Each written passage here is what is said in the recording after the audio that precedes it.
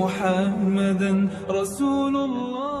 Alhamdulillah, kita kembali menjalani aktivitas kita dan menjadi rangkaian yang semoga indah di hadapan Allah Subhanahu wa taala, karena hari ini boleh jadi menjadi hari terakhir kita melangsungkan kajian di bulan Ramadan tahun 1445 Hijrah di waktu subuh ini khususnya. Semoga seluruh rangkaian ibadah yang kita tunaikan diterima oleh Allah Subhanahu wa taala. Semoga dosa-dosa kita berkenan diampuni oleh Allah Subhanahu wa taala, dan tentunya doa-doa terbaik kita untuk dunia akhirat kita dikabulkan oleh Allah Subhanahu wa taala. Tentu pembelajaran yang kita langsungkan akan menjadi baik di hadapan Allah bila seluruh nilai yang kita pelajari bisa kita amalkan dalam perjalanan berjuang 11 bulan berikutnya. Dan untuk itu baik kiranya kita membekali diri untuk kembali mengkaji ayat-ayat Al-Quran, pedoman berkehidupan yang Allah turunkan melalui Rasul mulia Nabi Muhammad SAW. Semoga kita senantiasa diberikan kesempatan untuk mencintai beliau selama berkehidupan dan diberikan kesempatan untuk membersamai beliau serta keluarga dan sahabat-sahabat beliau SAW di surga kelak dengan izin Allah Subhanahu wa taala. Baik, di pertemuan yang lalu kita telah belajar tentang tingkatan orang-orang yang dekat dengan Allah Subhanahu wa taala. Al-muqarrabina ila Allah Subhanahu wa taala.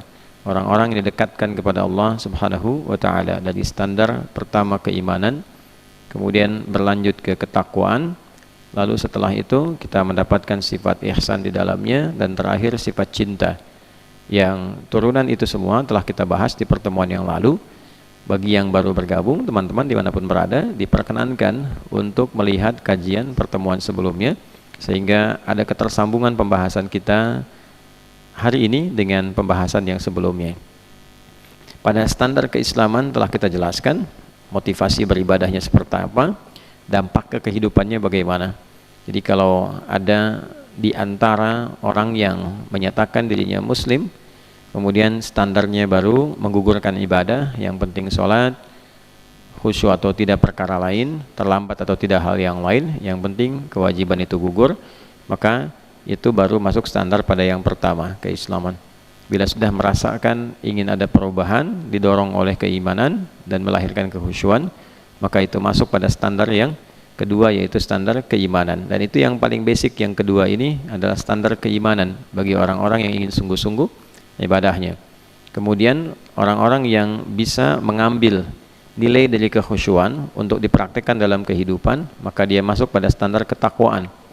Oleh karena itu orang-orang takwa, perilakunya itu akan sejalan dengan nafas ibadahnya. Jadi semua bagian dari apa yang ia kerjakan adalah hasil atau dampak dari dia beribadah kepada Allah Subhanahu wa ta'ala. Iman melahirkan kehusyuan, takwa melahirkan perilaku. Jadi kalau dari iman itu kita beribadah kepada Allah dengan khusyuk, muncul sifat khasyah, maka dari takwa nanti muncul akhlak. Nah, akhlak yang dikerjakan karena Allah itu adalah sifat ihsan. Sementara sifat ihsan yang disertai dengan wujud cinta karena Allah, makannya karena Allah, minumnya karena ingin dicintai Allah, bekerjanya ingin dicintai Allah. Tentu ini akan berbeda yang kita lihat di dalam praktek kehidupan. Orang kalau makan atau bahkan makan sebagai ibadah dengan makannya ingin dicintai Allah, itu akan lain. Ya, sekarang kita ngaji banyak Al-Quran, saya contohkan kemarin, ngaji merasa sampai ke sifat ihsan, ya, merasa diawasi Allah dengan merasa ingin dicintai Allah, itu pasti akan berbeda. Ya, untuk itulah kemudian kita mempelajari setidaknya 4 tingkatan dalam mendapatkan cinta Allah Subhanahu wa ta'ala. Di pertemuan yang lalu kita sudah belajar tentang cinta standar, yang standar ini hasilnya pun itu bisa istimewa. Ya, hasilnya pun bisa istimewa, yaitu dengan mengikuti seluruh tuntunan Rasulullah SAW yang membimbing kita berperilaku dalam kehidupan. Itu ditemukan di Al-Quran surah ke-3 Ali Imran di ayat ke-31. Qul in kuntum tuhibbunallaha fattabi'uni yuhibbukumullah. Itu poinnya. Lalu anugerahnya wa yaghfir lakum dzunubakum. Nah, itulah sikap standar kita dalam mencintai Allah, dengan cara mengikuti petunjuk-petunjuk yang dibawa dan dicontohkan oleh Rasulullah sallallahu alaihi wasallam. Itu bagian pertama. Jadi kemarin kita sepakat kita berlatih gitu ya untuk meningkatkan itu. Kemudian yang kedua, belajar mencintai Allah dengan standar ibadah. Ya, dengan standar apa? Ibadah. Nah, ini adalah standar kesolehan. Di standar kesolehan. Jadi yang tadi yang pertama itu umum bagi orang beriman, ingin dicintai Allah, kerjakan ini.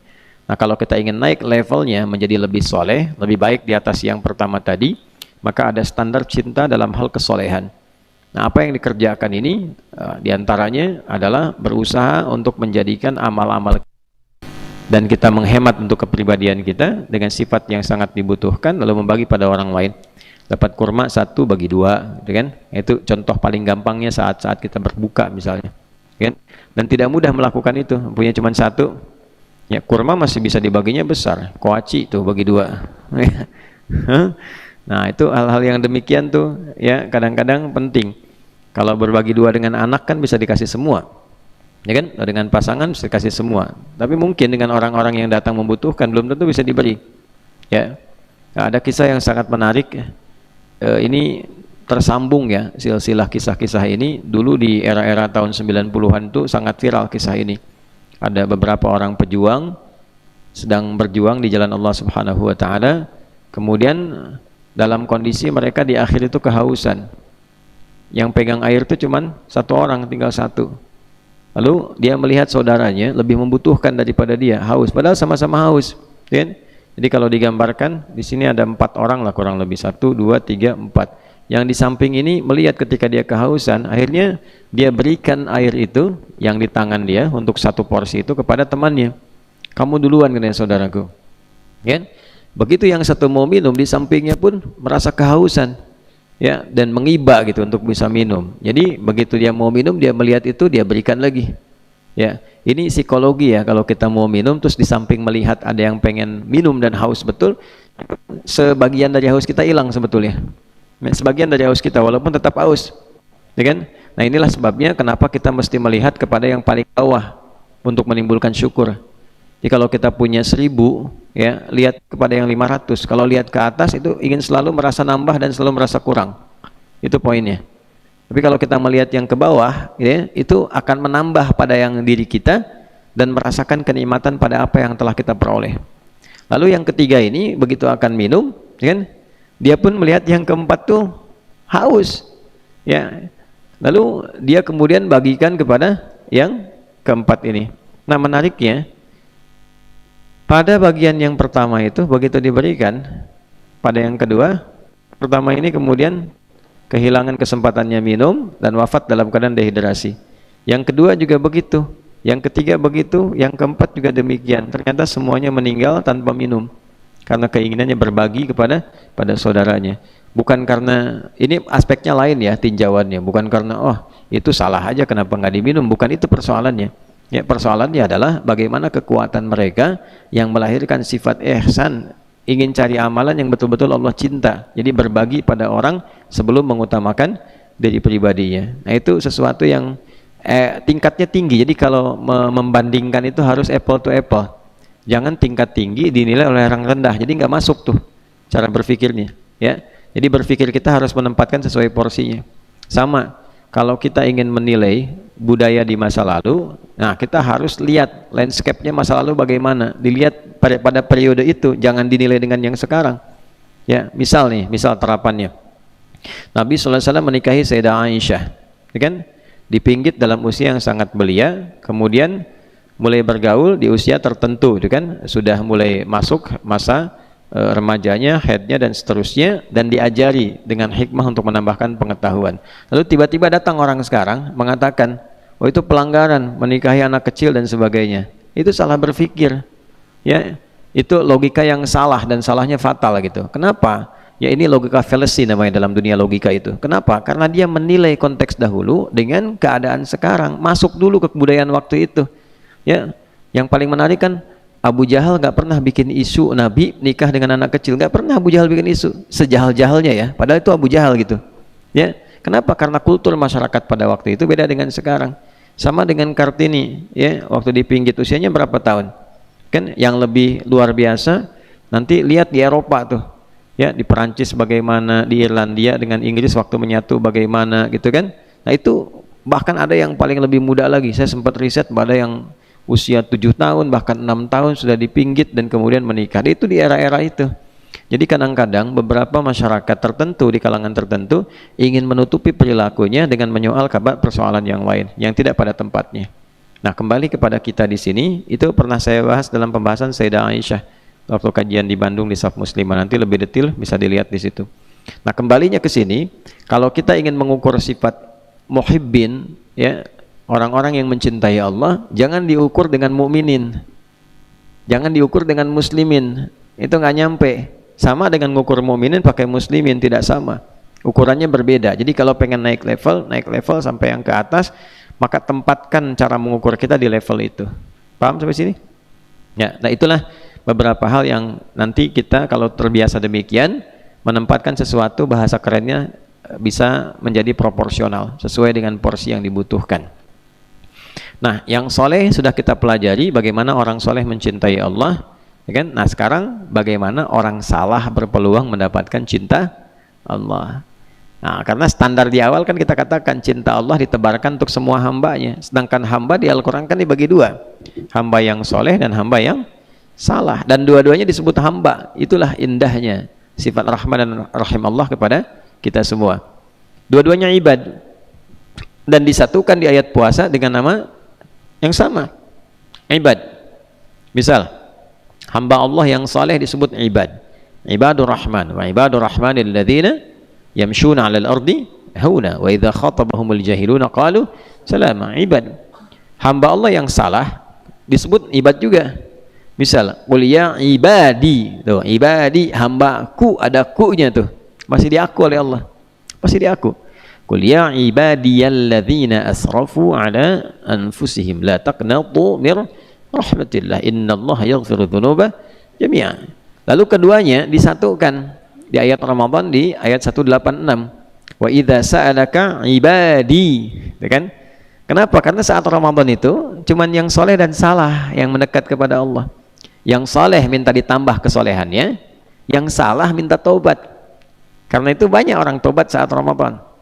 Banyak orang kembali dalam kebaikan saat Ramadan, ya. Jadi antara soleh dengan salah mendapatkan porsi yang sama. Orang soleh bisa naik tingkat dari mukminin ke muttaqin, ke muhsinin, ke muhibbin. Orang salah pun itu bisa akselerasi bahkan langsung ke muhibbin. Dan banyak sekali orang-orang yang tadinya terpuruk tiba-tiba dapat cinta Allah, berubah mereka. Ada yang jadi wali gitu kan, ya. Wali-wali itu orang-orang soleh maksudnya. Ya, Allahu waliyul ladzina amanu yukhrijuhum minadh dhulumati ilan nur. Al-Baqarah ayat 257. Allah menjadi wali bagi orang-orang beriman, maksudnya pelindungnya, penyayangnya. Auliya Allahi la khaufun 'alaihim wa lahum yahzanun. Wali-wali Allah itu orang-orang saleh yang pada level tertentu ada yang tingkatnya sampai tingkat mahabbah, kecintaannya kepada Allah begitu tinggi. Nah, ini poinnya. Nah, saya mau tarik lagi. Ada orang-orang yang tadinya terbelakang tiba-tiba jadi hebat, jadi bagus gitu, ya. Dan kalau kita kisahkan banyak sekali, ya di era sahabat ada.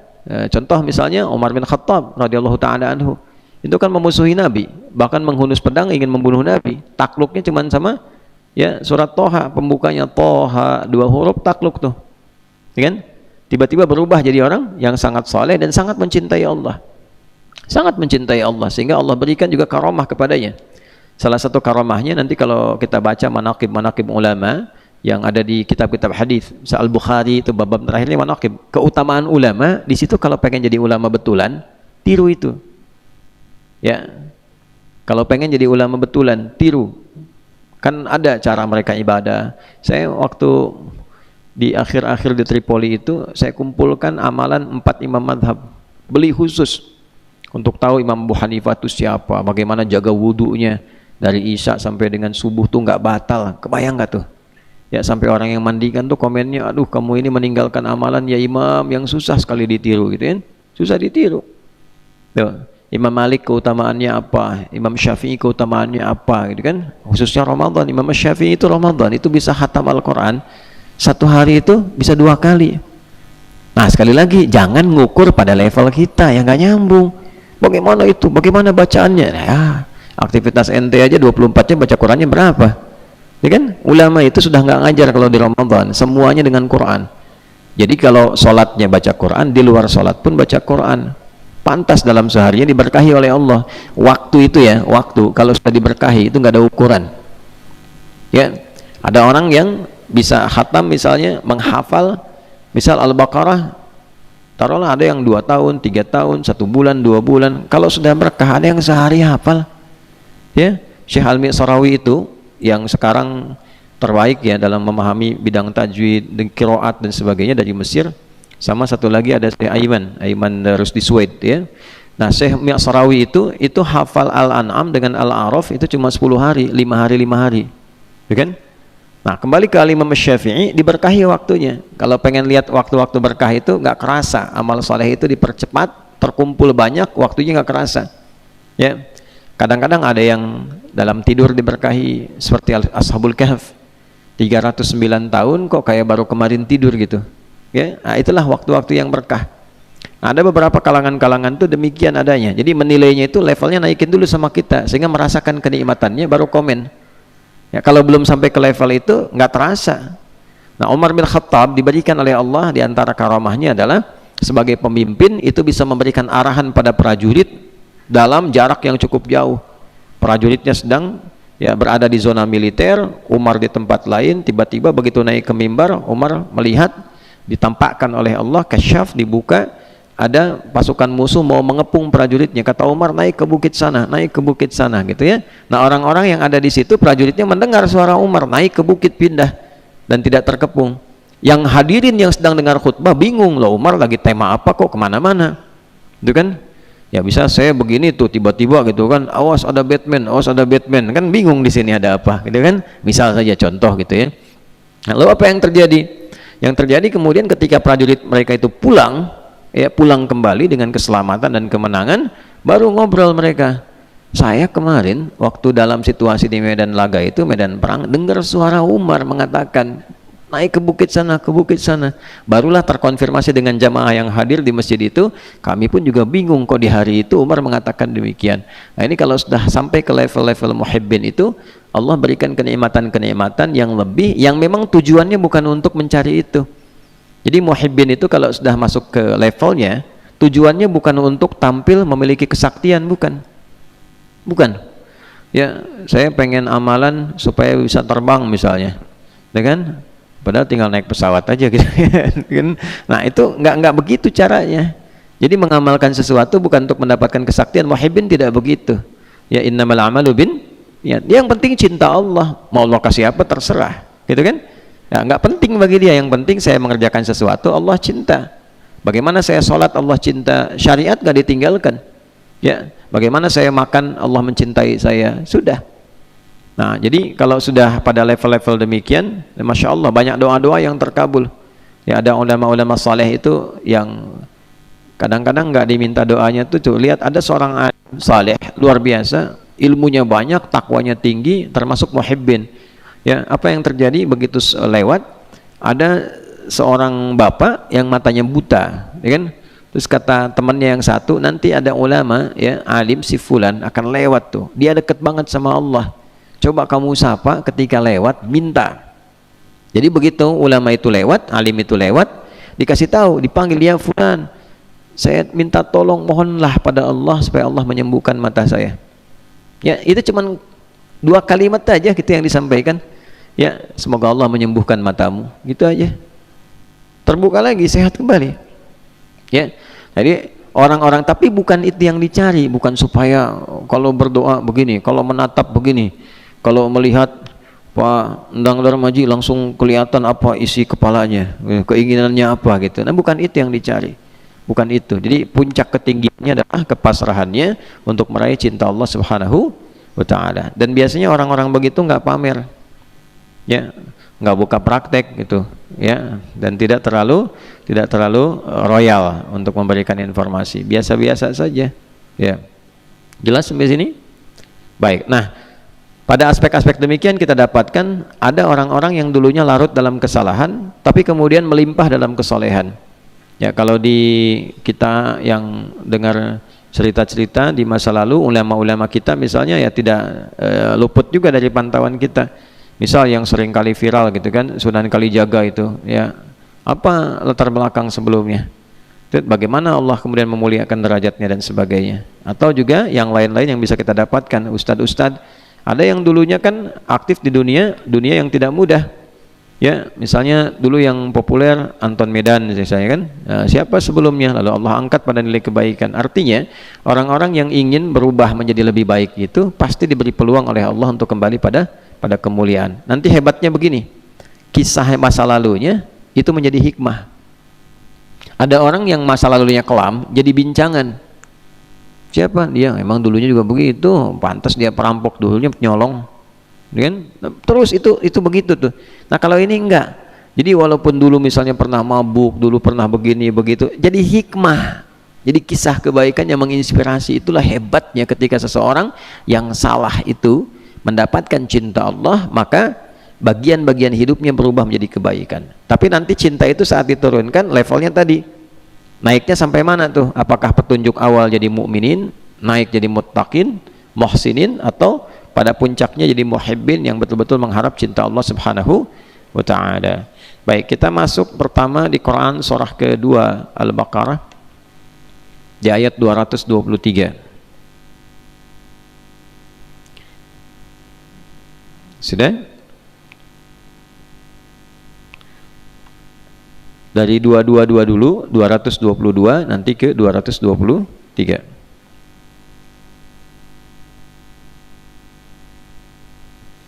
Walaupun ini persoalan tentang masa-masa sucinya dan pergaulan antara istri dan suami, tapi nanti di dalamnya ada poin-poin kebaikan yang mengisyaratkan pada sifat-sifat kesolehan untuk mendapatkan cinta Allah. Lalu nanti ayat 223-nya adalah kesadaran menjaga itu minimal dengan takwa untuk persiapan pulang menghadap Allah, ya. Barulah diberikan kabar gembira dengan level keimanannya. Sudah? Baik, di ayat 222-nya dibuka dengan wa yas'alunaka 'anil mahiyid, gitu kan? Nah, lihat ke ujungnya, langsung ke ujungnya. Atau kita baca dari awal supaya ada ketersambungan yang baik. A'udzubillahi minasyaitonirrajim. Bismillahirrahmanirrahim. Wa yas'alunaka 'anil mahiyid qul huwa adhan fa'tazilun nisaa fil mahiyid wa la taqrabuhunna hatta yatahurna. Ada? Fa idza tatahharna fa'tuhunna min haitsu amarakumullah. Dah. Makanya di situ waqaf. Waqaf lebih bagus. Qaf dengan lam, ada alif. Waqaf aula, singkatan qaf lam, kemudian ada alif, singkatan dari waqaf aula, berhenti lebih bagus. Karena dari segi makna ada korelasi, tapi nanti ada makna kedua yang sifatnya lebih umum. Itu maksudnya.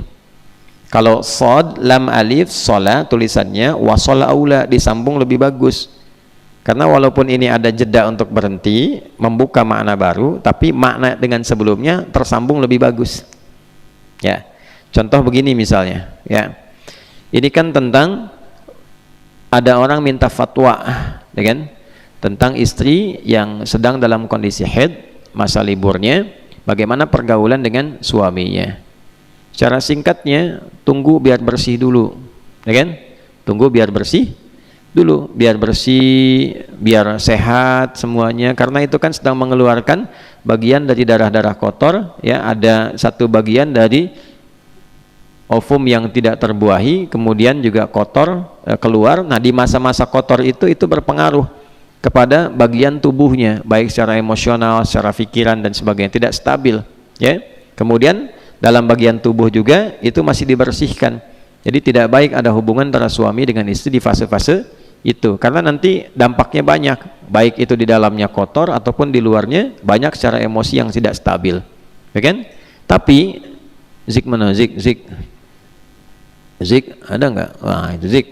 Nah, kalau nanti sudah nikah, sudah sidang, sudah jelas gitu kan, kuliahnya nikah misalnya, ya. Nah, nanti ada aja, ya, ketika ketemu pasangan hasrat, ingin dan sebagainya itu yang menjadikan, ya, walaupun tidak terjadi hubungan seksual, kan, tapi kadang-kadang pendekatan-pendekatan itu ada sehingga berpotensi melahirkan hal-hal yang kurang bagus. Disitulah kemudian muncul terakhirnya taubat. Innallaha yuhibbut tawwabin wa yuhibbul mutatahhirin. Kalau kamu ada kesan pengen melanggar itu, perbaiki, taubat gitu kan. Nah, dan juga Allah senang orang yang senang menyucikan diri. Jadi istri menyucikan diri, kita pun menyucikan jiwa. Sama-sama menjaga keadaan itu. Kalau ada kondisi terprovokasi oleh setan, hadirkan sikap taubat supaya mendapatkan nilai kebaikan di sisi Allah. Itu makna ketersambungannya. Tapi ujung ayat ini ketika ada waqaf aula, qa, kemudian lam dan alif, ada nggak di atasnya? Itu kan qaf, lam dan alif kan? Ya kan, waqaf aula tuh di situ itu. Maksudnya apa? Bagian terakhir ini itu membuka makna baru yang sifatnya umum. Al-ibaratu bi umumil lafzi la bi khususis sababi. Hukum itu diambil dari kadar keumuman lafaznya, tidak diambil dari kekhususan sebabnya. Jadi bagian kedua, paragraf kedua di bagian ayat ini menunjukkan pada satu hukum yang baru, yang penting nilainya, yang tidak terkorelasi langsung dengan paragraf sebelumnya di ayat dimaksud. Paham nggak sampai sini? Nah, apa hukum barunya? Lihat kalimatnya, innallaha yuhibbut tawwabin. Ini poinnya, ya kan?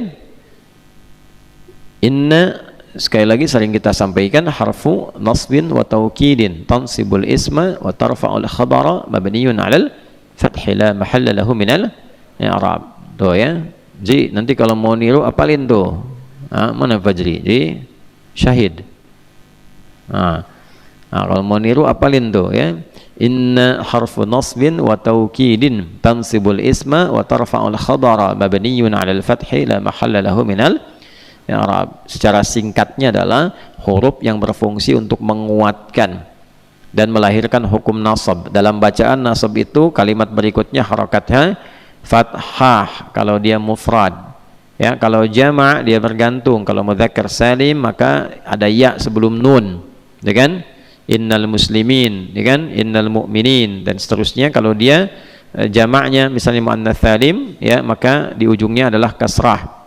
Ya, innal muslimina wal muslimati, ya, mu'minina wal mu'minati. Jelas ya? Baik, itu pakai inna. Tapi dalam hal makna fikih lughah artinya menanamkan sesuatu dengan kuat, tancapkan. Nasaba, sering saya katakan, nasabar rajulu asahu fil ardi. Seseorang menancapkan tongkat itu dengan kuat sehingga tidak goyah. Jadi kalau ada inna membuka satu kalimat dalam Al-Quran, maka tancapkan informasi di ayat itu pada jiwa kita dengan kuat, jangan sampai goyah, ya, jangan sampai goyah. Itu pesan Allah, karena saking pentingnya tancapkan, jangan goyah, ya. Innallaha, tancapkan pada hatimu jangan sampai goyah, kuatkan pada jiwamu, sungguh Allah itu yuhibbut tawwabina, ya, amat konsisten mencintai. Penting ya, amat konsisten mencintai, karena itu fi'il mudhari', ya, li ifadatil hadir wal istimrar wal mustaqbal. Fi'il mudhari' itu fungsinya menghadirkan yang sekarang, terus membersamai, konsisten, dan juga ya hadir di masa depan. Jadi maksudnya sekarang terus sampai kapanpun, present, continuous, and future. Ya, itu bahasa Inggrisnya kurang lebih demikian. Jadi yuhibbu, sekarang akan mencintai kalau engkau melakukan ini. Kalau engkau terus menjaga itu, Allah pun konsisten mencintaimu sampai kapanpun, sampai nanti engkau pulang kepada Allah, engkau pulang dengan status yang sangat dicintai. Nah, siapa yang meraih ini? At-tawwabin, orang-orang yang senang taubat. Ya, orang-orang yang senang apa? Taubat. Nah, taubat itu kan identiknya biasanya awalnya dengan salah kan? Ya kan? Mengapa kita sering bertobat? Karena memang sering salah. Mata sering salah lihat, dihitung. Lisan sering salah bicara, telinga sering salah dengar, diakumulasi. Begitu malamnya mau tidur sadar kita kan, makanya kita istighfar. Nah, istighfar itu dengan kesadaran. Kalau istighfar biasa dengan lapang rutinitas saja, itu bagus sebagai karakter membentuk istighfar. Tapi kalau di istighfar itu diisi dengan sifat cinta untuk mencintai Allah, nah ini peluangnya dapat ini, gitu. Ya, dapat cinta Allah. Nah, salah satunya apa? Dengan kesadaran telah berbuat salah. Coba kalau mau tidur tuh istighfar. Pernah nggak istighfarnya gini, misalnya yang istighfarin mata nih, terus diingat-ingat tadi salah siapa, mata salah lihat apa, ya kan? Telinga salah dengar apa, otomatis pasti kita merasa, pasti itu. dalam keseharian ini tuh pasti merasa. Jadi ketika akan tidur kemudian istighfar, kita merasakan begitu disebutkan astagfirullah. Coba latihannya begini ya. Misal astagfirullahaladzim, astagfirullahaladzim, astagfirullahaladzim. Terus diurut tuh mata, telinga, lisan sampai ke kaki. Itu hasilnya beda. Dengan sekedar kita astagfirullah, astagfirullah, astagfirullah. Beda hasilnya. Lain. Ya, nah ini poin. Kalau taubat itu dilakukan untuk mendapatkan cintanya Allah dan berlangsung konsisten, taba, kan? Taba. Kalau terus berlangsung, tawab. Kalau banyakan, tawabun. Kalau jadi objek dari Allah untuk dicintai, tawabin. Jelas? Taba yatubu. Ya, kita tasrifnya yang benar, ya tasrifnya. Jadi ngajinya nggak patah-patah. Ngaji patah-patah itu dengar, lompat, ya kan? Makanya waktu menasrif itu tasrifnya kemana-mana. Taba yatubu yutuban, ya kan? Fasbaka yufesbiku bukan. Instagrama yastanrimu instagraman, ya. Ya kan? Allahu Akbar. Jelas? Baik. Taba yatubu, ya, taba itu bertobat, kembali kepada yang baik. Taubat tuh kembali jadi baik, kembali ke yang baik.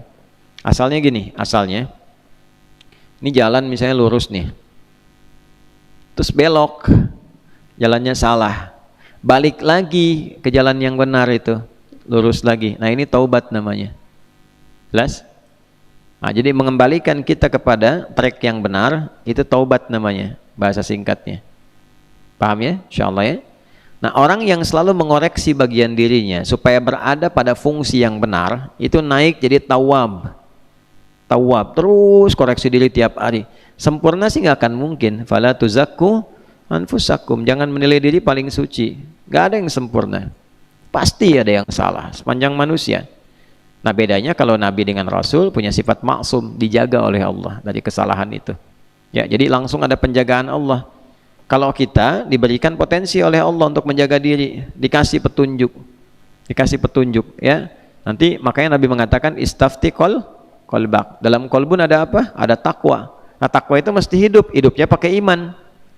Latihannya dengan amal soleh supaya takwanya muncul. Karena itu kalau sudah sering amal soleh, sinyal takwa kuat.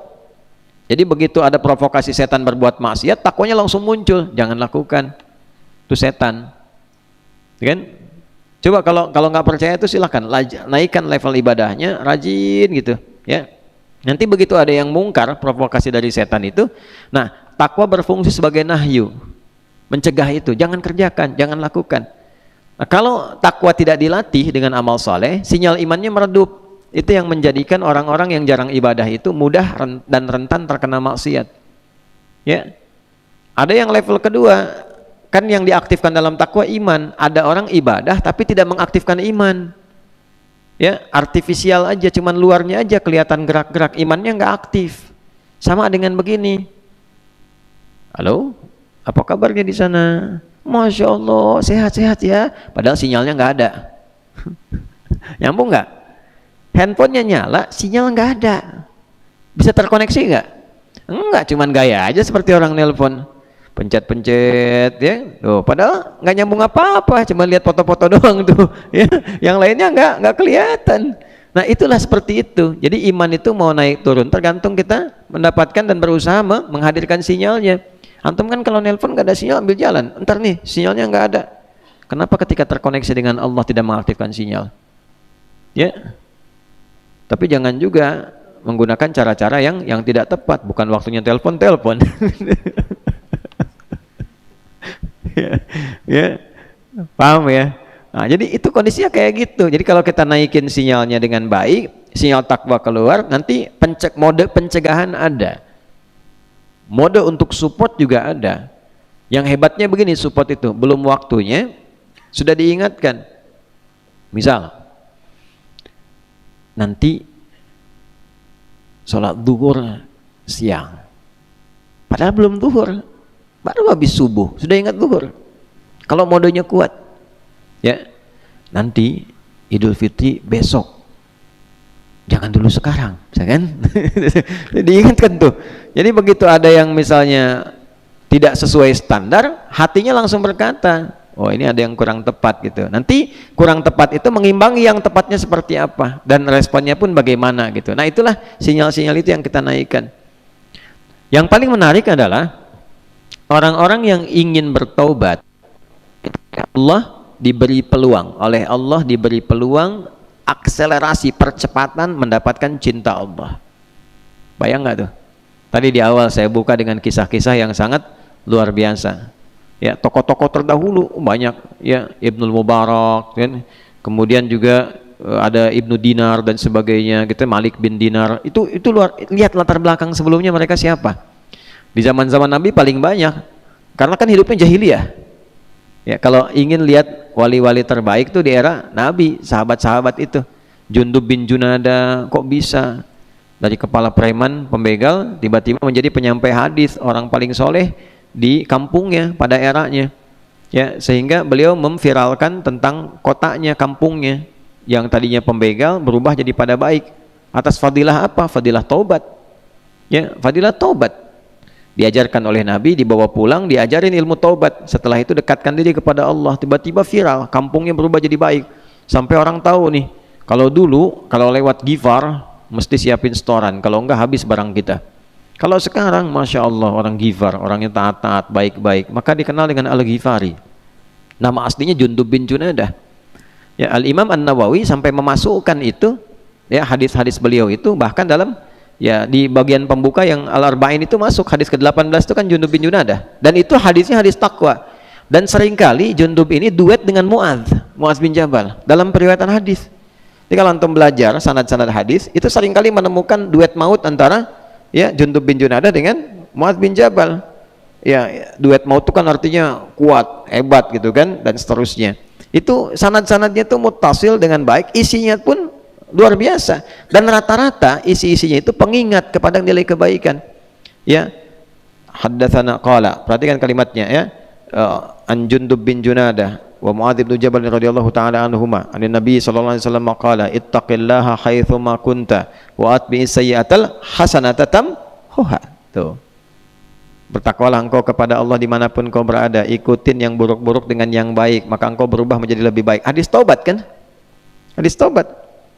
Terus bangun tidur tuh yang alhamdulillahilladzi ahyana ba'da ma amatana, itu riwayatnya Jundub dengan Muadz juga berdua. Ya, Jundub bin Junadah, kemudian Muadz bin Jabal meriwayatkan hadis dari Nabi tentang bangun tidur. Alhamdulillahilladzi ahyana ba'da ma amatana wa ilaihin nusyur. Jadi kalau Allah ingin berkenan merubah, itu levelnya bisa langsung tinggi.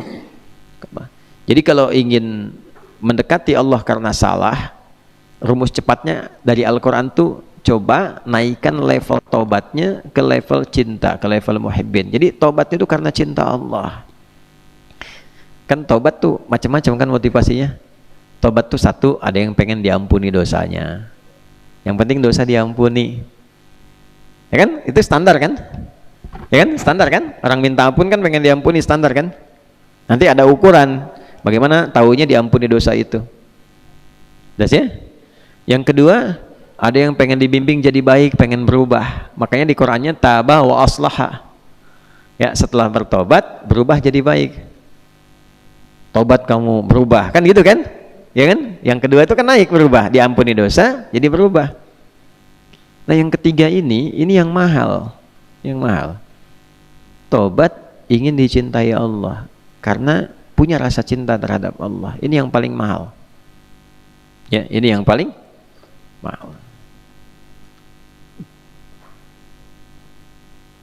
Jadi apapun yang dia kerjakan, nanti kita akan dapat contoh, misalnya kasus-kasus dosa-dosa yang kadarnya besar, misal pembunuhan, kan? Misal perzinaan dan seterusnya. Kalau sekarang korupsi, kan, dan sebagainya gitu kan.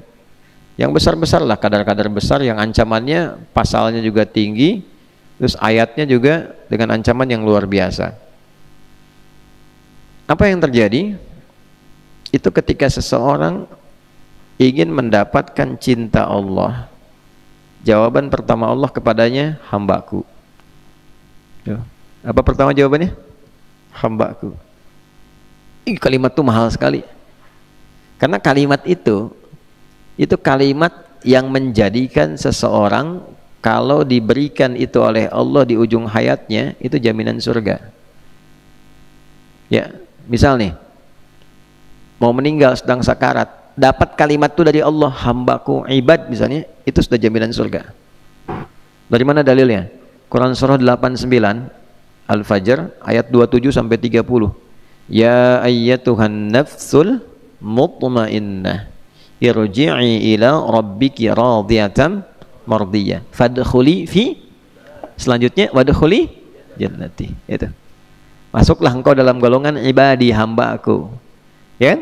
Lalu ini surga yang akan kau tempati. Nah, ibadi itu siapa aja? Ibadi itu ada orang soleh meningkat kesolehan, ada orang salah taubat. Karena dua-duanya disebut ibad. Ya, ada yang pertama, ya, hamba soleh tadi yang saya sampaikan, ibadur rahman, amalannya jelas. Ada yang kedua, hamba salah. Nah, kalau pengen cepat dapat status ibad dari Allah, maka cara taubatnya berusaha mencintai Allah sehingga mendapatkan rahmatnya.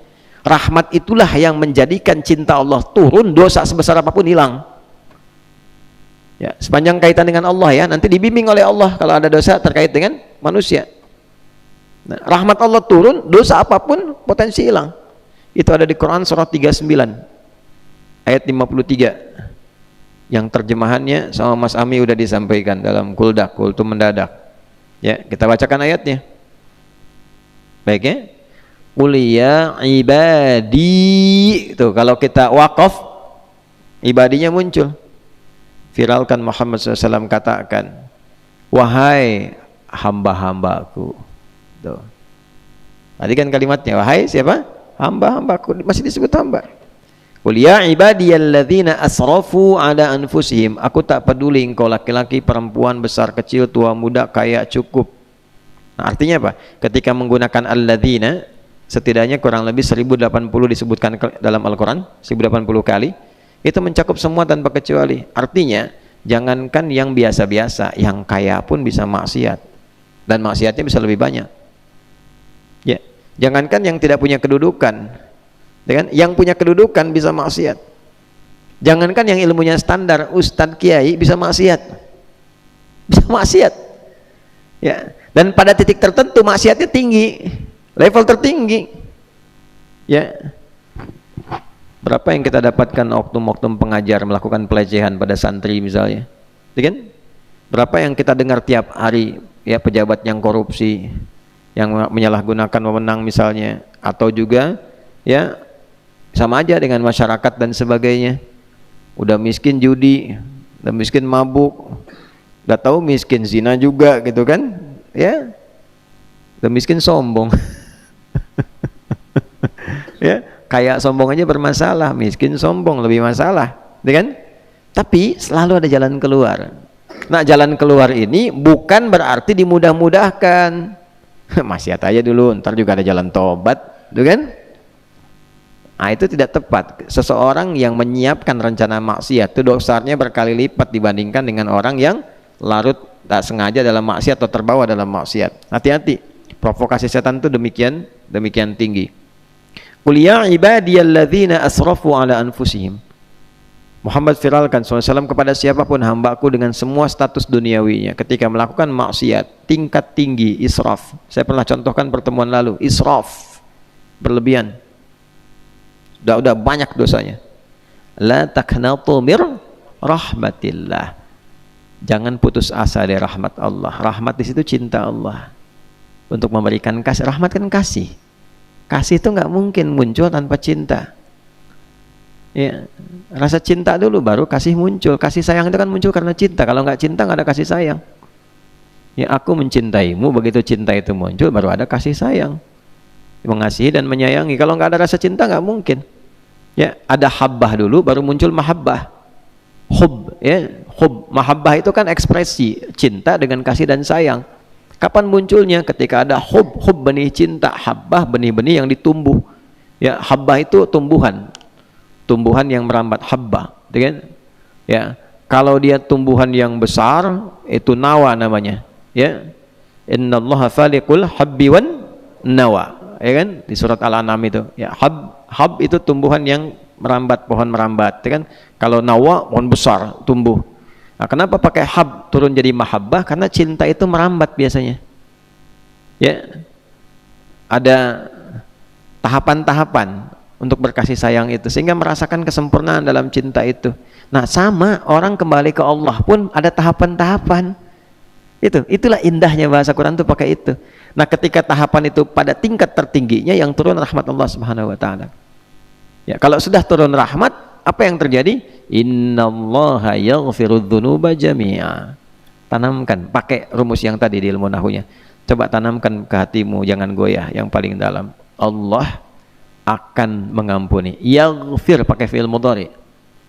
Kamu jangan pikirin-pikirin lagi yang dulu-dulu. Jangankan yang dulu, sekarang kamu tobat, kamu sekarang diampuni, kamu akan dijaga kalau betul-betul mencintaiku, kata Allah. Dijaga dari dosa-dosa besar. Yang dulu diampuni semua dosanya. Gitu. Nanti dibimbing. Kalau dosanya kaitan sama Allah, langsung gugur. Langsung gugur. Tinggal nanti amal soleh meningkat untuk nutupin, dikasih hidayah oleh Allah, kasih hidayah. Ya, kasih hidayah. Apa diantara contohnya? Dulu jarang sholat, bahkan gak pernah sholat, tobat. Tobatnya dengan rasa cinta pada Allah, diterima tuh tobatnya. Nanti didorong untuk meningkat amal solehnya, naik ibadah sunnahnya, pengen ganti yang dulu-dulu gitu. Ada rasa itu. Nanti kalau kaitan sama manusia, dibimbing supaya selesai dengan manusianya, dilapangkan hatinya untuk minta maaf. Gitu. Karena beda urusan sama Allah dengan urusan sama manusia itu. Kalau dengan manusia dua tahap nanti. Sama Allahnya selesai, sama manusia belum, masih gantung. Masih gantung. Makanya urusan manusia itu rumit, sama Allah itu lebih gampang.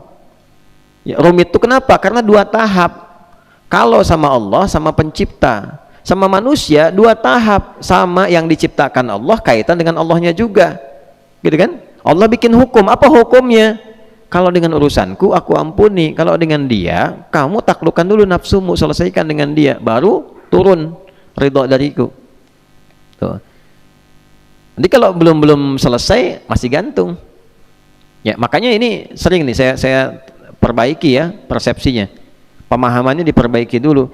Jangan dikira kalau sudah selesai puasa itu tiba-tiba kosong-kosong. Ya. Bisa-bisa 10 kosong itu. Hah? Kosong-kosong itu kapan terjadi? Dengan dua hal tadi.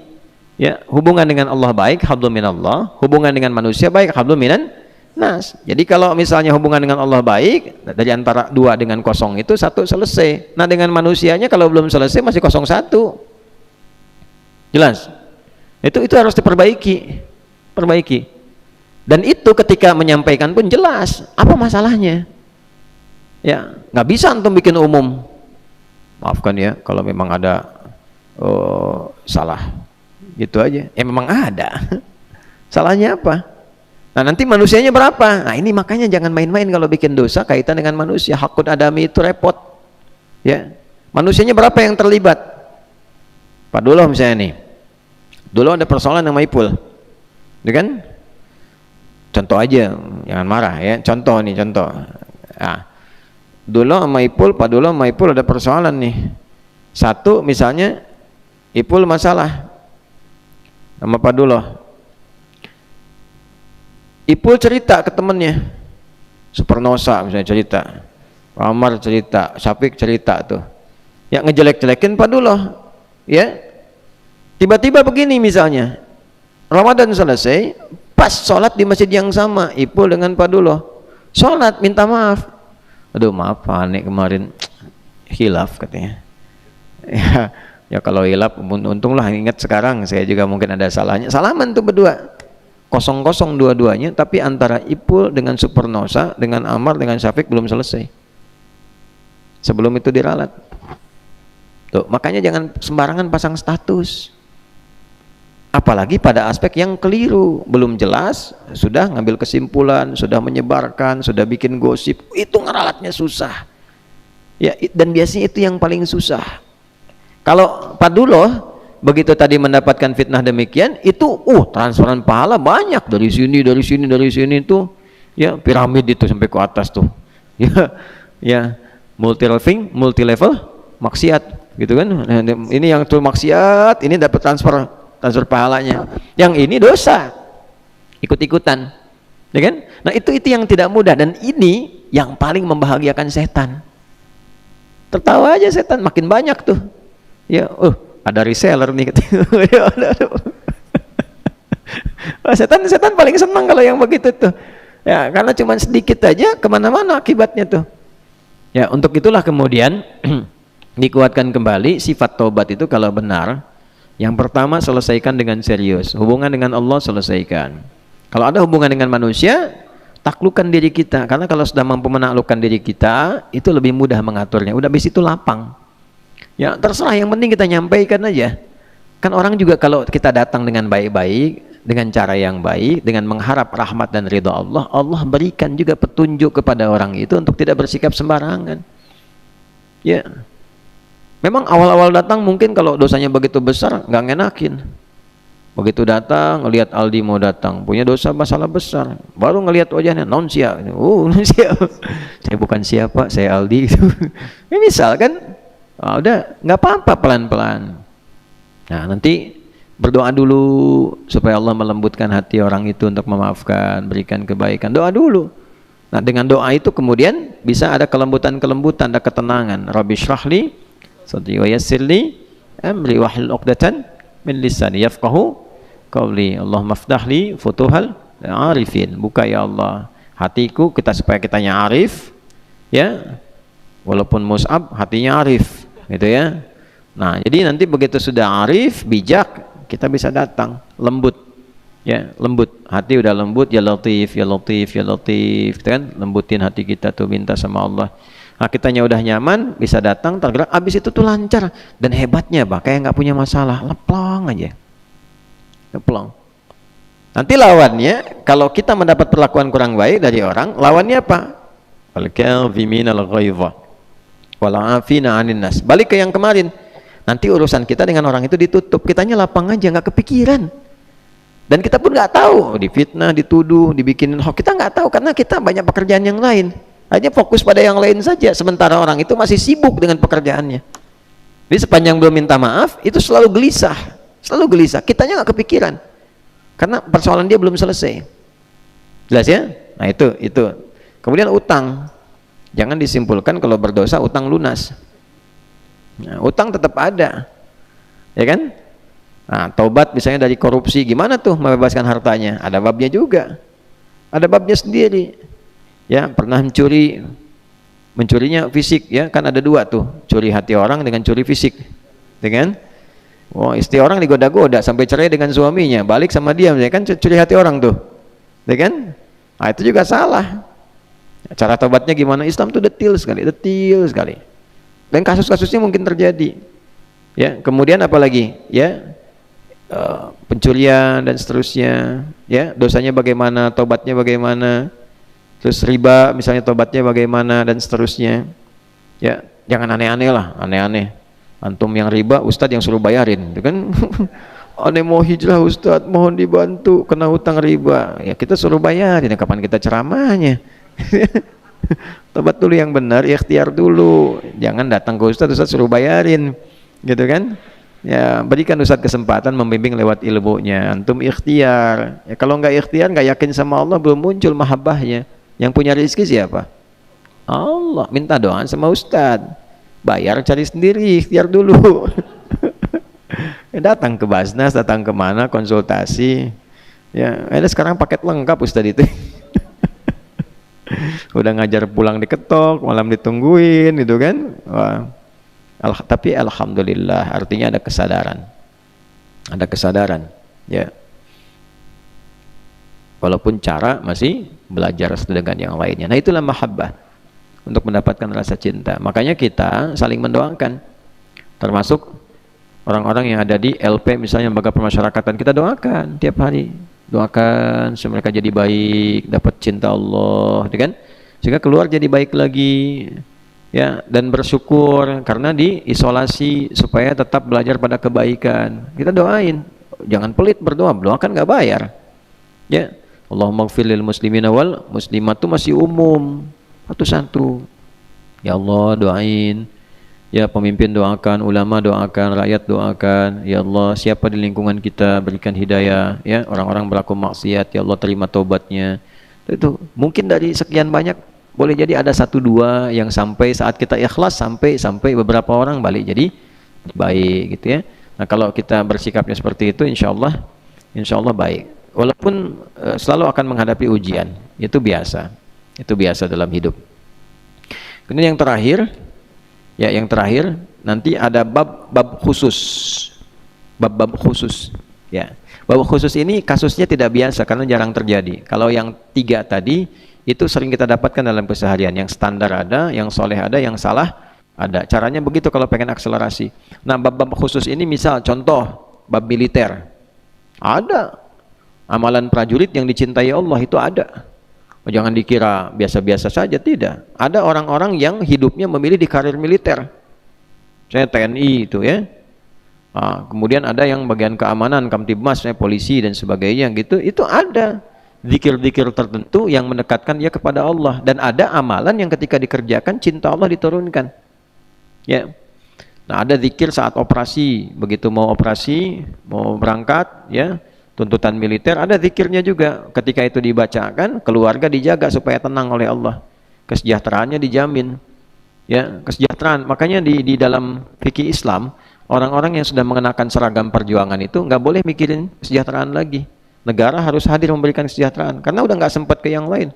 Dia mencurahkan pikiran, tenaga, bahkan jiwanya demi menjaga keamanan di wilayahnya. Itu nggak boleh mikirin kesejahteraan lagi.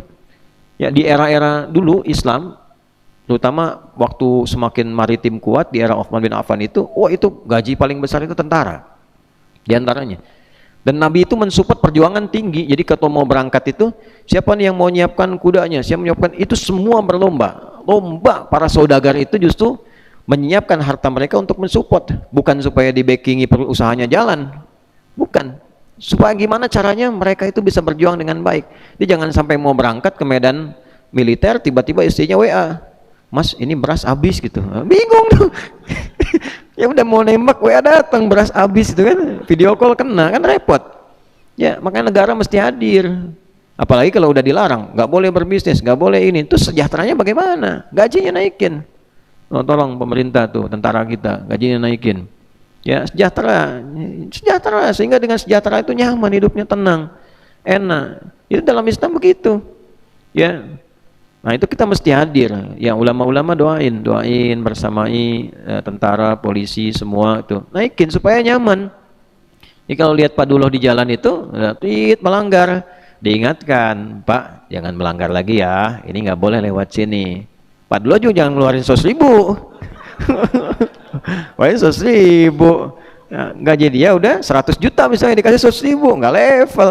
Kata sejahtera gitu. Yang keluar juga begitu. Kita mampu kok insya Allah. Tambang kita banyak, ya mineral kita banyak. Masa nggak ada 1, 2, 3 tambang untuk kesejahteraan ya para prajurit, kesejahteraan para polisi, kemudian PNS yang lain, guru-guru tuh.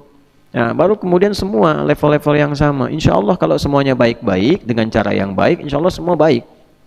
Ya, nanti ketika dikenakan niatkan ibadah. Makanya di surat Al-Kahf itu ada orang pakai baju hijau-hijau masuk ke dalam surga, riang gembira, pakai gelang-gelang emas, wa yalbasuna libasan khudra. Pakai baju hijau-hijau itu. Ulama kita tuh dulu waktu ya sama-sama dia melahirkan, membina, kemudian mendampingi, itu detail sekali itu. Detail sekali. Di dunianya terhormat, di akhiratnya mulia. Itu. Tapi semua mesti kembali kepada nilai kebaikan. Nah, kalau sudah begitu, zikirnya apa? Di surat As-Saff untuk mendapatkan cinta Allah. Kalau udah ada tugas-tugas gitu di aspek militer, bagaimana caranya berjuang cinta Allah dapat. Ya. Nah, itu ada di surat As-Saff. Saff, barisan yang kuat, yang kokoh. Jadi pasukan yang kuat, yang kokoh, yang rapi. Di ayat keempat. Coba halaman 551. Paling kanan tuh sebelah bawah. Ayat keempat. Innallah yuhibbu tuh. Yuhibbul ladzina yuqatiluna fi sabilihi shaffa ka'annahum bunyanum marsus. 551 betul enggak? Paling kanan. Ya. Nah, ayat 4 tuh. Innallaha yuhibbul ladzina yuqatiluna fi sabilihi shaffa ka'annahum bunyanum marsus. Allah sangat mencintai, pakai fi'il mudhari. Alladzina yuqatiluna, orang-orang yang berjuang. Juang qital di sini dalam medan perang, dalam militer. Perjuangan menjaga supaya aman, tenang, masyarakat tentram. Makanya ibadahnya bisa enak. Itu ada di surat Quraisy. Li'ilafi Quraisy, ilafihim rihlatasy syita was-sayf. Falyabudu rabb hadzal bait alladzi at'amahum min ju'. Stabilitas ekonomi. Negara itu bisa tenang rakyatnya kalau nggak lapar. Yang penting nggak lapar. Kalau lapar pasti kriminal, maksiat, pengen nyuri, pengen ngerampok, asalnya karena lapar. Makanya gimana caranya ekonomi stabil? Itu teori pertama dasar bernegara. Ada beberapa pilar di Al-Quran. Pilar spiritual, pilar ekonomi, nanti pilar fisikal. Ya, yang satu itu pilar spiritual dulu. Spiritual itu penting, paling kuat, berketuhanan, dasar kita, ketuhanan yang Maha Esa. Mesti ada ketuhanan. Ketuhanan itu kalau punya Tuhan, punya nilai-nilai berketuhanan, nanti nilai spiritual kuat. Walaupun lapar, tetap emosi stabil. Fisik tetap kuat. Itu kita lapar sekarang puasa. Main bola kuat aja. Ya. Dulu militer, waktu aksi militer perang Badar kan Ramadan. Kita waktu proklamasi Ramadan, 9 Ramadan. Jangan lupa. Ya, jangan lupa itu. Nah, kemudian yang terjadi apa? Orang-orang yang saat lapar itu emosi juga stabil. Ketika dia apa? Spiritualnya meningkat. Begitu spiritual meningkat kan ada kesabaran. Sabar. Mau makan, sabar. Habis maghrib. Mau minum, sabar. Habis maghrib. Istri, suami dan nikah, sabar. Habis maghrib, habis siksa sana tarawih, habis maghrib. Pak Duloh nih ada aja nih. Duloh, habis maghrib. Aduh, sabar, latihan sabar. Zik. Tuh. Sabar, kuliah dulu, lulus dulu, sabar. Anak orang mau diwisuda, diri sendiri wisuda aja belum. Sabar, tonton tuh sama calonnya tuh. Ya. Jackie Chan, lulus dulu. Ya, kita pemirsa di sini lengkap semua ya. Keponakan Jackie Chan ada sini ya. Supernosa ada. Apalagi tuh. Ya, wali kota juga ada sini tuh. Alhamdulillah ya. Lengkap lah. Pokoknya kita itikaf tuh waktunya ibadah khusyuk, bahagia, tapi tidak menurunkan marwah, kan? Tidak bohong, tidak dusta. Yang penting kita saling menghormati, membahagiakan, dan kita betul fokus dalam ibadah. Balik seperti tadi. Innallaha, pakai inna lagi. Ini semua pakai inna. Pakai inna semua tuh. Nah, kalau prajurit baca ayat ini, wah itu bangganya luar biasa. Pakai seragam, siap, tancapkan pada hatimu yang paling dalam. Jangan goyah. Nah, apa itu? Innallaha yuhibbul ladzina yuqatiluna fi sabilihi shaffa. Ketika engkau akan berangkat membawa misi, tanamkan pada jiwamu yang paling kuat, aku mencintaimu, kata Allah. Kapan cinta itu diberikan? Ketika semua operasi yang akan dilakukan itu dilakukan dengan shaffa, rapi, kompak, terukur, saling menolong, saling membantu, dan diniatkan untuk mencintai Allah. Itu bedanya. Gitu. Menaati Allah. Yang muslim tuh begitu. Nanti bonusnya itu operasi tuntas, selesai, bonus itu. Ya. Kalau tahap tertinggi, yang paling tinggi, para sahabat tuh kalau udah waktu-waktunya berjuang, itu saya ilustrasikan begini ya. Ada baru pulang nih. Begitu baru pulang, nyampe rumah, udah lama, berbulan-bulan, istri udah nyambut, ya, semua udah mandi, udah mau makan, lagi ngobrol begini, baru datang. Tiba-tiba ada panggilan, nada munadin lil jihad, panggilan ada operasi militer berikutnya, jihad. Itu langsung pamit sama istrinya, mah, panggilan Allah tiba, papa pamit dulu ya. Sin tuh kalau dalam posisi begitu, gimana kamu tuh? Baru pulang operasi, sambut istri gitu kan, tiba-tiba ada panggilan, berangkat sekarang gitu kan, bilang sama istri, mah, papa ada panggilan dulu ya. Gimana tuh? Pul gimana tuh Pul tuh? Ya, udah itikaf di sini, pulang ke rumah, tiba-tiba saya telepon, Pul merapat, gimana tuh? Istrinya gimana tuh? Tarbiyah dulu. Istrinya ditarbiyah, ya, supaya nggak ada keluhan. Apa istrinya? Berangkat deh bang. Bismillah. Kalau kita nggak ketemu di dunia, ketemu di surga.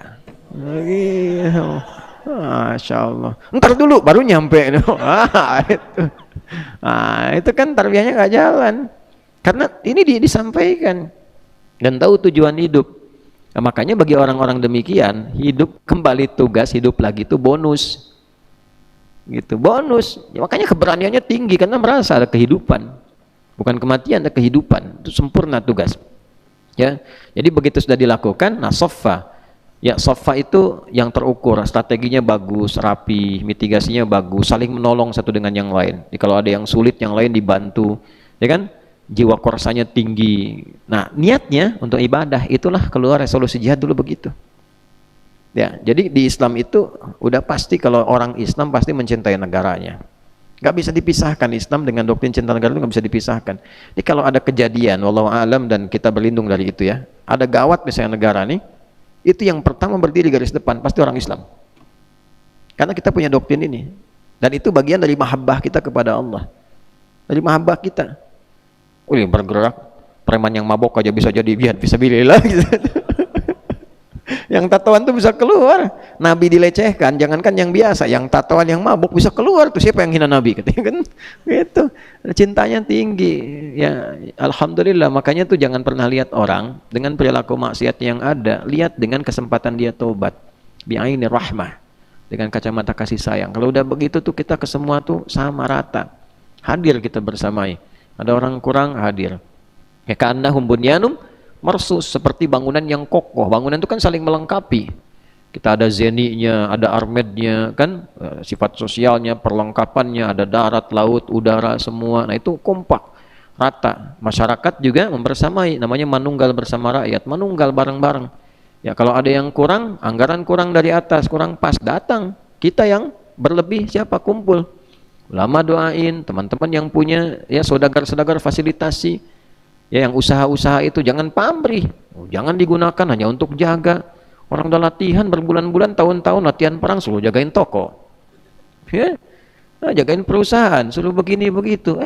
Nggak begitu caranya. Support, itu kan? Jangan transaksional. Jiwanya itu jangan sampai dibeli gitu ya. Nah, walaupun kemudian ada hal-hal demikian untuk membantu, niatkan juga supaya stabil, sehingga sifat saling membantunya menjadi baik. Ya, jangan melayani pada sesuatu yang buruk. Kalau sudah begitu, apapun yang dikenakan itu nilainya cinta Allah turun. Nah, terus antum nih murid-murid yang jadi pejabat ke atas itu, nah itu disupport, siapkan, harus tahu, paham hukum ini, paham. Petugas guru, sejahterakan guru supaya ngajarnya nggak nyambi-nyambi, sehingga murid ilmunya tetes-tetes. Ya, tetes di sini, tetes di sana, nggak nyambung. Ya baru ngajar di sini, anaknya teriak, SPP belum dibayar Pak. Akhirnya pamit sebentar, waktu istirahat ngajar les dulu. Balik lagi, ya di sini ngelas, di situ ngeles, gitu kan? Jadi nggak nyambung, lasan belum selesai udah ngeles ke sana. Ya akhirnya ditanya dari mana Pak? Jawabannya ngeles. Ya, jadi nggak nyambung, ilmunya nggak utuh. Sama, ya. ASN itu kan ada 3, ya. Satu siapa? Ada guru kan, pengajar dan seterusnya. Kemudian TNI, Polri. Yang ketiga kan di birokrasi. Sama-sama semua itu. Nah sifat-sifatnya beda-beda. Rakyat-rakyat ini kalau sudah itu baik, kita juga jadi sejahtera, terdorong, insya Allah ya. Makanya awalnya itu kenapa ketuhanan dulu, karena dengan berketuhanan itu turunan yang berikutnya muncul semua ya. Manusia itu bisa adil dan beradab kalau merasa ada Tuhan. Kalau nggak ada Tuhan, nggak merasa ada Tuhan, itu mohon maaf, adab gak akan muncul ya. Ojek jalan sama calonnya tuh, nggak bertuhan misalnya tuh, nggak bertuhan, bukan cuma naik beca sebeca berdua, tukang beca seasan, nggak ada, bukan cuma itu ya. Begitu jalan yang dilewati misalnya sepi ya, suasana hutan dan sebagainya, nggak merasa ada Tuhan, itu berubah ya. Razik yang kelihatan sekarang seperti seorang dai bisa jadi monster saat itu tuh, karena hilang, nggak ada Tuhan, nggak ngerasa ada Tuhan, bebas melakukan apapun. Karena itu di tempat-tempat yang merasa nggak bertuhan, maksiat itu biasa aja. Tapi ketika bertuhan, ketuhanan yang Maha Esa, punya Allah, kita ada kontrolnya. Disuap pakai surat sendirian, uangnya nempel, merasa punya Allah, ada Allah, malu nggak enak, ya kan? Sama anak orang nggak sembarangan gitu, ya nyaman kita, merasa ada Allah. Nah itu berketuhanan, baru muncul adab. Adil tuh nggak bisa optimal kita. Supernosa anak 2, apakah bisa adil pada keduanya? Belum tentu. Sama istri bisa adil belum tentu. Tapi kalau punya Allah dibimbing kita. Gimana menyikapi, gimana membawa, gimana menempatkan. Itu poinnya. Ya. Kita bersatu kalau yang bukan menggerakkan sifat ketuhanan, nggak akan bisa. Ikhtiar kita aja itu pasti punya kompensasi. Sekarang mau nyatu begini, bayarannya apa? Dapat apa gitu. Tapi kalau kita lakukan lillah, nggak ada bayaran, semua kuat. Ya, hikmah itu datang, sifat bijak itu. Kemudian musyawarah bisa adil. Kalau semua punya sifat ketuhanan, kalau enggak, musyawarahnya punya kompensasi. Kumpul-kumpul transaksi, saya dapat apa, kamu dapat apa. Tapi kalau kita bertuhan, yang di bawah maslahat, titik temunya kemaslahatan, kita kumpul ini, kebaikannya apa untuk orang di luar kita. Baru muncul keadilan. Itulah 5 sila tuh. Ketuhanan yang maha esa, kemanusiaan yang adil dan berada, persatuan Indonesia, kerakyatan yang dipimpin oleh hikmat kebijaksanaan dalam permusyawaratan, perwakilan, keadilan sosial bagi seluruh rakyat Indonesia. Nah, ngajinya total. Kalau itu bisa kita lakukan dengan baik, itu jalan. Nah, itu kasus-kasus. Jadi ada beberapa segmen-segmen tertentu yang mendapatkan cinta Allah. Nah, nanti di lain itu ada bakti pada orang tua, hubungan orang tua dengan anak, hubungan suami dengan istri, hubungan guru dengan murid. Jangan dikira biasa-biasa saja. Ya, kalau saya mengajar, melakukan karena cinta kepada Allah, itu dapat sesuatu. Anda pun belajar menghormati guru dengan cinta kepada Allah, bukan karena faktor gurunya. Faktor cintanya kepada Allah. Yang Allah titipkan pengetahuan kepadanya, titipkan misalnya contoh darinya, lalu kita mencintai Allah dengan cara misalnya bersikap baik kepada guru, itu dapatnya beda. Antum lihat ya, ulama-ulama kita yang hebat-hebat dari dulu sampai sekarang, bagaimana adab mereka kepada guru itu dan niatnya apa. Saya selalu sering berikan contoh Imam Nawawi Al-Bantani, karena kita di Banten nih. Imam Nawawi Al-Bantani itu betul-betul mencintai Allah dalam pencarian ilmunya, sehingga ketika mau berangkat itu yang diinginkan Allah apa? Kan ilmu, bukan aib. Maka beliau selalu membawa harta tertentu di sakunya untuk sedekah sebelum berangkat ke majlis. Sedekah, infak, bagiin orang dengan niat apa? Enggak pengen lihat aib gurunya. Karena namanya manusia pasti punya aib. Ya. Jadi sibuknya apa? Dengan ilmu, akhirnya berkah. Enggak pernah tahu aib gurunya. Ya, bukan berarti lihat gak lihat, dengar gak dengar, tapi nggak pernah peduli dengan itu, ditutup, dihijab oleh Allah, sehingga dengan itu semua biasa aja yang kelihatan baik. Nah, sehingga muncul kaidah dalam ilmu adab. Kalau kalian ngaji adab, kita ngaji adab, ada kaidah, kan? Perilaku guru itu selalu harus ditakwilkan oleh muridnya sepanjang yang bisa ditoleransi. Ya, bukan pelanggaran maksiat betulan. Ya, guru bersikap buruk kepada santriwati, udah tahu pelanggaran, ditakwilkan, oh, itu mungkin ingin memberikan energi tertentu, bukan itu, ya maksiat itu namanya. Jelas ya? Nah, tapi kalau kita lihat misalnya sesuatu sikap yang kadang-kadang begini, dalam posisi apa seperti itu, lihat, cek, wajar atau tidak, ya kan?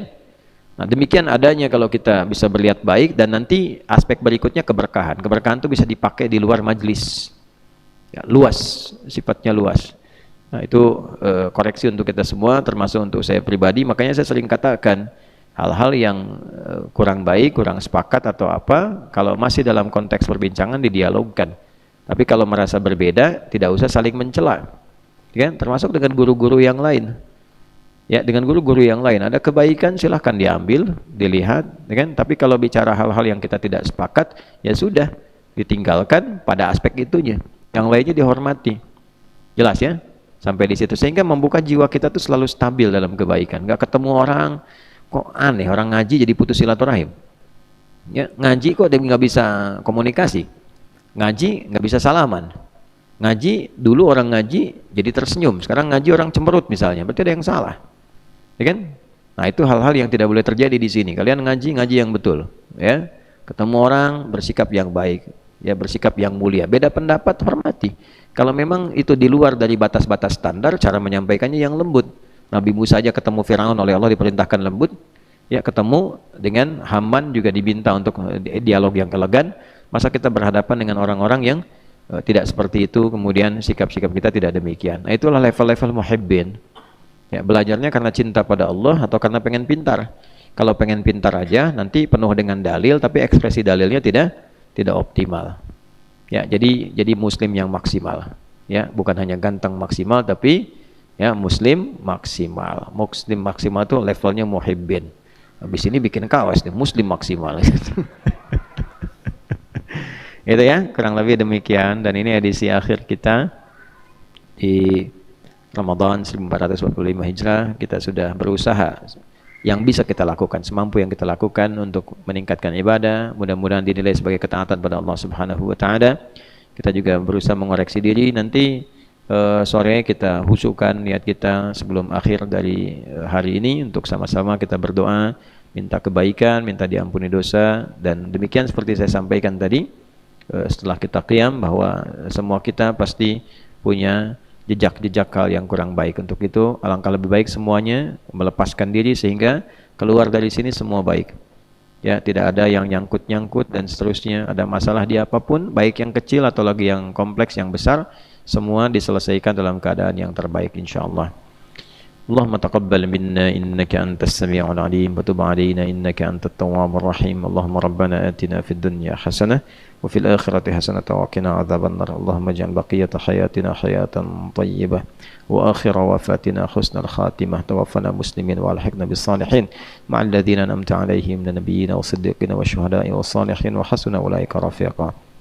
Allahumma taqabbal minna salawatina wa qiyamana wa ruku'ana wa sujudana wa siyamana wa ramadanana wa tammim taksirana ya Allah ya arhamar rahimin. Rabbana atina fid dunya hasanah wa fil akhirati hasanah wa qina adzabannar. Wa sallallahu ala sayyidina Muhammad wa ala alihi wa sahbihi ajma'in wa akhiru da'wana alhamdulillahi rabbil alamin. Sebelum saya akhiri dengan salam, saya umumkan teman-teman pemirsa dimanapun berada, terutama terkait dengan jadwal ta'lim. Saya menerima beberapa informasi, ada tata cara informasi kajian kami yang rasa-rasanya tidak seperti yang biasa kami lakukan. Jadi teman-teman juga penting disadari, saya umumkan kalau menerima flyer atau apa, cross check ke sistem media kita di Akhyar Center. Oke, tolong di cross check. Satu, kajian Ustaz Adi Hidayat nggak ada bayar-bayar. Ingat itu. Jadi kalau ada flyer, kemudian di bawahnya misalnya ada HTM, Hotmail, sekian, itu pasti bukan. Dan pasti nggak pernah saya setujui. Ya, nah kemarin saya disampaikan ada tanggal 11 Mei Ustaz Adi di Masjid Al-Jabbar di Bandung. Kajian umumnya Ustaz Adi untuk akhwatnya Ustazah Fulan, bawahnya ada bayar. Poster saya besar di situ, itu hoax. Ya, dan itu tindakan salah. Nggak ada konfirmasi ke manajemen dan nggak pernah nyampe ke saya, dan itu tidak ada kegiatan saya tanggal sekian di tempat yang dimaksudkan. Jadi kalau teman-teman khususnya Bandung sekitarannya ada informasi demikian, itu hoax. Dan untuk pembuatnya ini bulan Ramadan, hati-hati ya, hati-hati. Orang berbuat taat jangan sengaja berbuat maksiat. Ya, satu itu nggak ada bayar-bayar. Yang kedua, saya nggak pernah minta apapun. Mau minta tarif, minta apa, nggak pernah saya minta demikian. Kalau ada kita berangkat malah berangkat sendiri dan nggak usah repot-repot gitu kan. Nah, di daerah-daerah juga kalau mau ngundang-undang jangan repot-repot. Kami bisa datang, insya Allah datang. Ya, jangan sampai masyarakat kumpul-kumpulkan uang, tidak baik seperti itu. Kami datang, tidak usah merepotkan diri. Ya, Pemda itu yang daerah-daerah lebih baik uangnya dipakai untuk masyarakat. Pakai untuk masyarakat. Saya datang bukan untuk cari uang. Ya, kita datang bawa risalah untuk menyampaikan hal-hal yang baik. Kalian juga begitu nanti. Ya, jangan sampai kalian berdakwah itu cari-cari demikian, nggak baik. Ya, Allah sudah cukupkan kita mendapatkan ilmunya secara gratis. Nah, apa yang menjadikan kita kemudian mencari sesuatu yang bukan bagian dari prioritas yang Allah berikan kepada kita? Ya, jaga itu baik-baik sebelum kita keluar, sebelum kita berdakwah. Kalian pulang mungkin akan diminta khutbah Jumat apa dan sebagainya. Zik. Nah, mau nikah ya ada biaya, jangan cari dari begituan. Ya, minta sama Allah. Allah maka kita punya Allah. Ya, paham?